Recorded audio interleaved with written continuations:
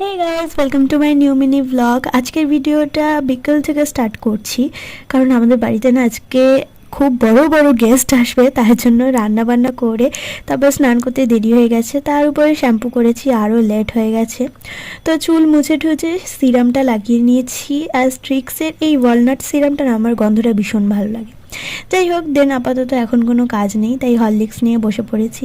আর আমি যেখানে আঁকামো সেখানে ব্যাস খুলতে গিয়ে গায়ে চুলে সব মাখিয়েছি হরলিক্সের গুঁড়ো, কিন্তু চেটে খাওয়াটা কিন্তু মাস্ট। এই হরলিক্স খাওয়াটা কিন্তু চেটে চেটেই ভালো লাগে, বলো। যাই হোক, তো আমি এইভাবেই হরলিক্স খেতে বেশি পছন্দ করি। ওই দুধে গুলে খাওয়ার থেকে এইটাই বেটার লাগে আমার।